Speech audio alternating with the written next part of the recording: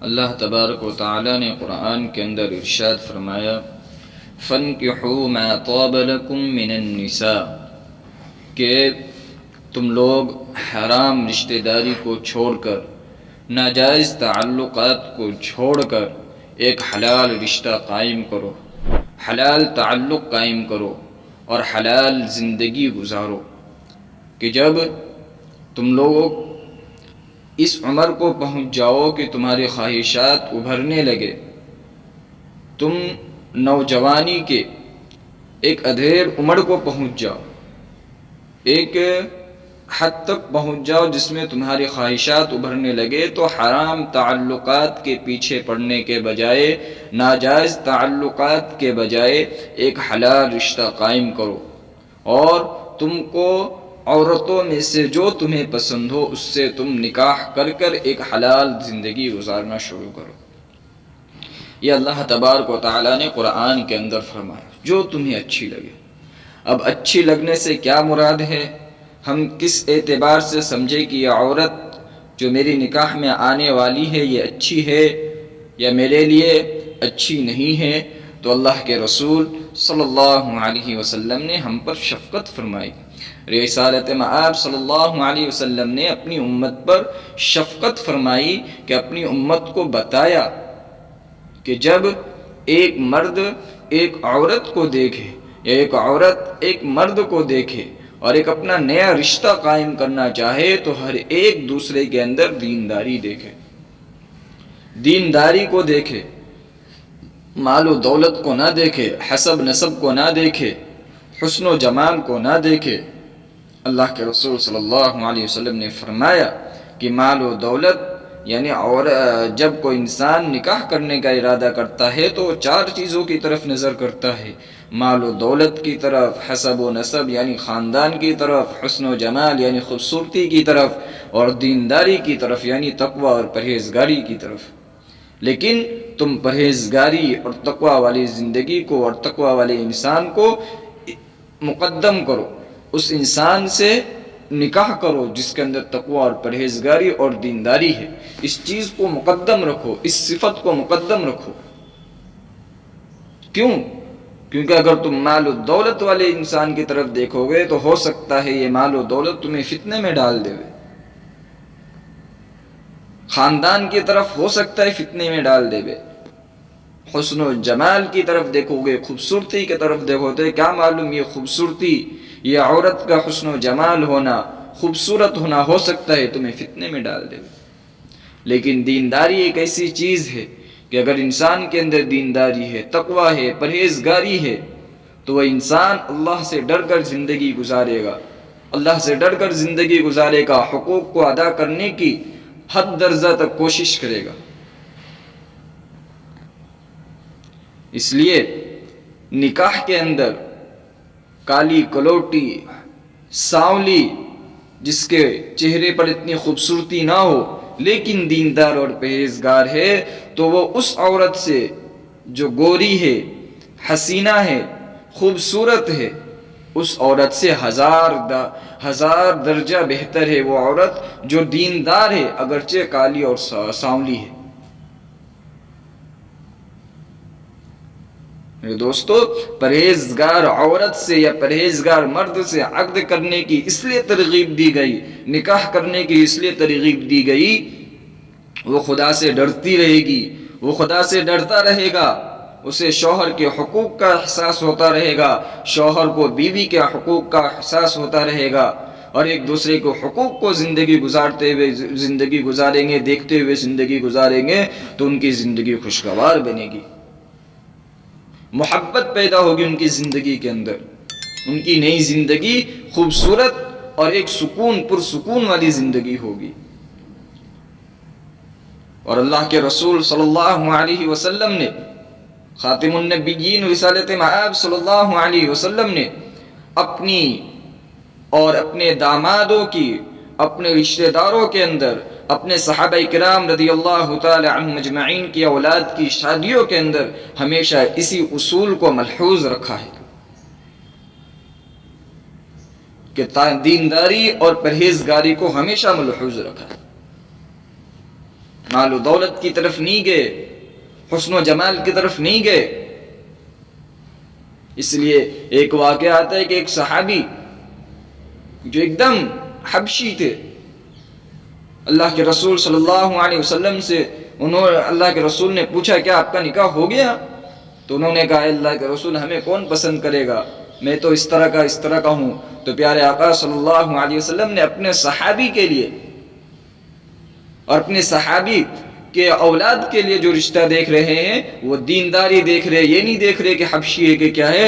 کہا کہ جاؤ فلاں آدمی کے پاس، ان کو کہو کہ اللہ کے رسول نے مجھے بھیجا ہے نکاح کا پیغام لے کر آپ کی لڑکی کے ساتھ۔ انہوں نے فوراً قبول کر دیا کہ اللہ کے رسول نے فرمایا، تب تو صحیح ہے۔ تو اللہ کے رسول نے ہمیشہ ہر چیز کے اندر دینداری دیکھا ہے، اپنے داماد کے اندر دینداری دیکھا ہے۔ اسی لیے اگر تقوی اور پرہیزگاری کے ساتھ حسن و جمال، حسب نسب، مال و دولت، یہ ساری صفات موجود ہے تو نور علی نور ہے، ورنہ دینداری کی اہم صفت کو انسان کو نہیں چھوڑنا چاہیے۔ اور یہ چیز ہمیں اللہ کے رسول صلی اللہ علیہ وسلم نے پریکٹیکل کر کے بتایا، عمل کر کے بتایا کہ اس طرح تم دینداری دیکھو۔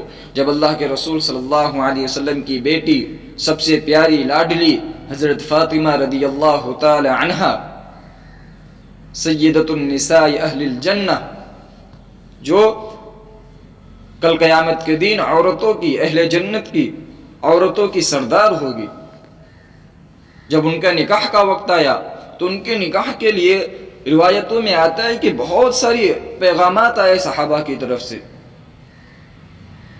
حضرت ابو بکر صدیق رضی اللہ تعالی عنہ کے بھی پیغام آئے، حضرت عمر فاروق رضی اللہ تعالی عنہ کے بھی پیغام آئے، لیکن اللہ کے رسول صلی اللہ علیہ وسلم نے یہ کہہ کر ان کو کہہ دیا کہ اللہ کی طرف سے جو حکم ہوگا اسی پر عمل ہوگا، اور ان کو قبول نہیں کیا۔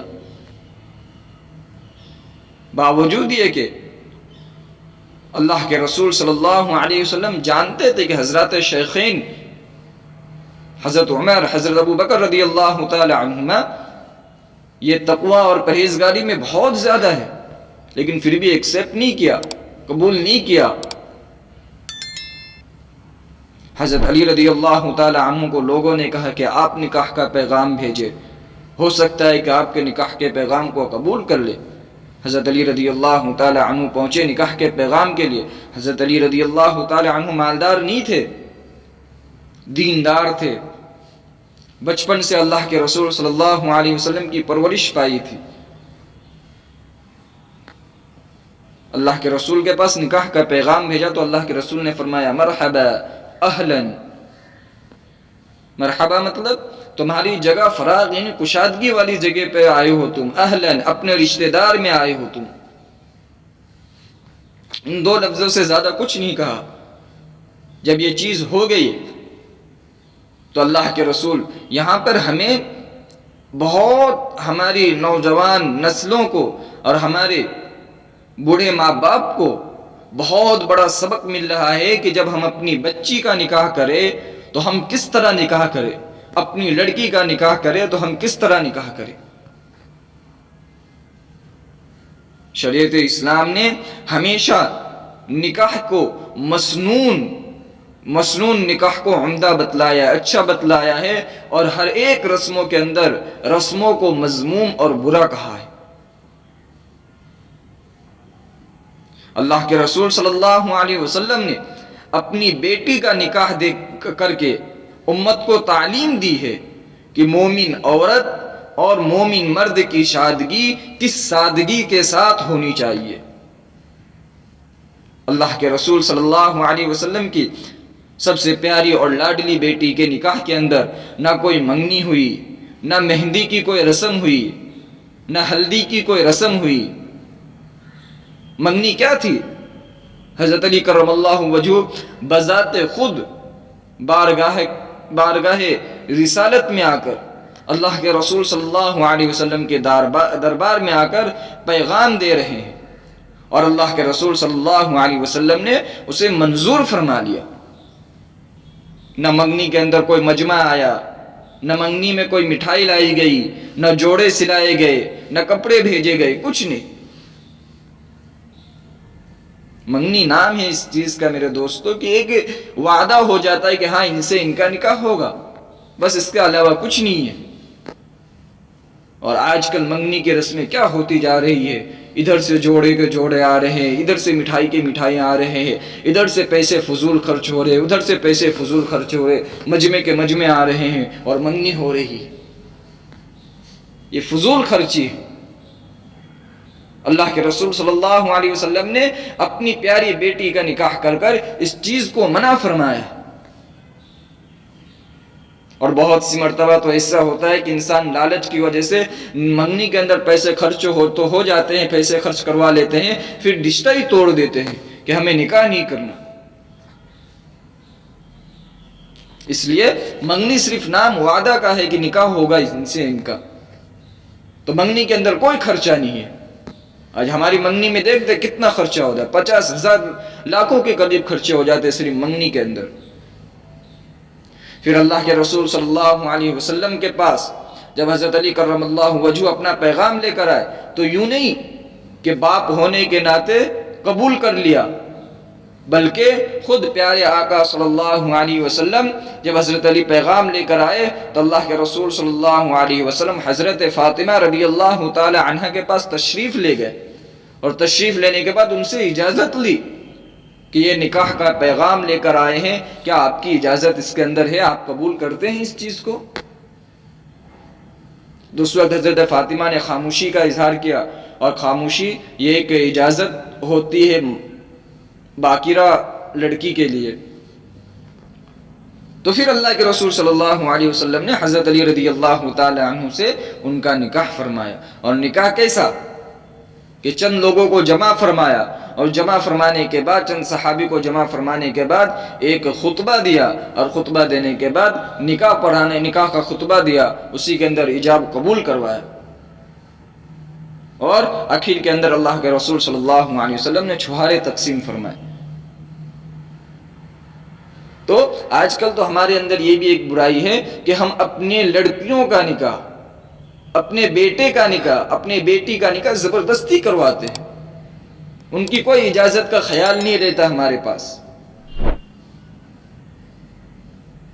اللہ کے رسول نے ایسے ہی نہیں نکاح کرا دیا، پہلے اجازت لی حضرت فاطمہ رضی اللہ تعالی عنہ سے، پھر جا کر ان کا نکاح ہوا۔ حضرت علی رضی اللہ تعالی عنہ، ان کے نکاح سے کیا ثابت ہوا؟ کیا ان کے نکاح کے اندر کوئی بارات گئی، کوئی ڈھول دھماکے ہوئے؟ میرے دوستو، ان کے نکاح سے یہ ثابت ہوتا ہے کہ نکاح کتنا آسان ہے۔ نکاح صرف ایجاب اور قبول کا نام ہے، اس میں کوئی خرچہ نہیں ہے۔ سب فضول خرچی ہمارے زمانے میں ہو رہی ہے۔ اس لیے نکاح کو آسان بنائے۔ نکاح یہ بہت ہی آسان اور بہت ہی کم قیمت والی چیز ہے، لیکن لوگوں نے غیروں کو دیکھا دیکھی اور غیروں کے طریقوں کو دیکھ کر اس کام کو بھی ایسا مہنگا اور مشکل بنا دیا ہے، اور ایسی پابندی اور رسموں میں جکڑ رکھا ہے کہ غریب آدمی کے سر پر مصیبت کا ایک پہاڑ کھڑا ہو جاتا ہے۔ غریب کی لڑکیاں بیچاری پھانسی لگ جاتی ہے، یہ جہیز کے رسموں کو دیکھ کر، یہ منگنی کے رسموں کو دیکھ کر کہاں سے اتنا خرچہ آئے گا؟ ہمیں اتنی بھی شرم نہیں آتی کہ اللہ کے رسول صلی اللہ علیہ وسلم نے ہمیں کس طرح نکاح کرنے کا حکم فرمایا۔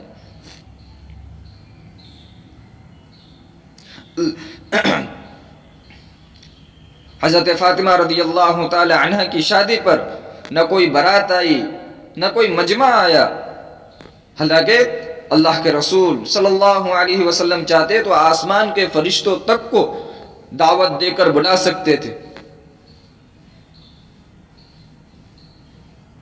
ایک مسلمان لڑکی کی شادی کے لیے حضرت فاطمہ رضی اللہ تعالی عنہ کی نکاح کی سادگی سے زیادہ اہتمام کسی اور چیز میں نہیں ہے۔ لیکن آج ایک مسلمان لڑکی، مسلمان گھر کی لڑکی، مسلمان گھر کے لڑکا ایک شادی میں فضول خرچی کے اندر، مشرکوں کے رسم کا اندر اتنے گھل مل گئے کہ اللہ کے رسول صلی اللہ علیہ وسلم کے طریقے کو بھول چکے۔ آج ہم لوگوں کے اندر ایک رواج یہ بھی ہے کہ ہم مہر طے تو کرتے ہیں 50,000، 60,000، 25,000، لاکھ، 2 لاکھ، لیکن کوئی دیتا نہیں ہے۔ اللہ کے رسول صلی اللہ علیہ وسلم کی حدیث ہے کہ جس شخص نے کسی عورت سے نکاح کیا اور اس کا ارادہ مہر دینے کا نہیں ہے تو وہ زانیوں کی سی موت مرے گا۔ کتنی خطرناک حدیث ہے ہمارے لیے کہ انسان مہر تو طے کرتا ہے لیکن مہر دیتا نہیں ہے۔ جو انسان مہر طے کرے اور اس کے دینے کا ارادہ نہ ہو تو وہ زانیوں کی جیسی موت مرے گا۔ اس لیے مہر دیوے اپنی بیوی کو۔ جہیز کے اندر کیا تھا حضرت فاطمہ رضی اللہ تعالی عنہ کے؟ مختلف روایتیں ہیں، لڑکی اپنے حسب استطاعت، اپنے اندر جتنی طاقت ہو اسی حساب سے دیوے جہیز۔ آج مالدار لوگوں نے جہیز کا اتنا رواج کیا کہ بیچارے غریبوں کے اوپر مصیبتوں کا پہاڑ ٹوٹ گیا ہے۔ نہیں ہوتا ہے تو قرض لے کر، لون لے کر، سود لے کر دینا پڑتا ہے، ان کو رواج بنا لیا ہے۔ اللہ کے رسول صلی اللہ علیہ وسلم کی بیٹی صاحبزادی رخصتی ہو رہی ہے، لیکن رخصتی ہونے کے وقت جہیز کیا ہے ان کا؟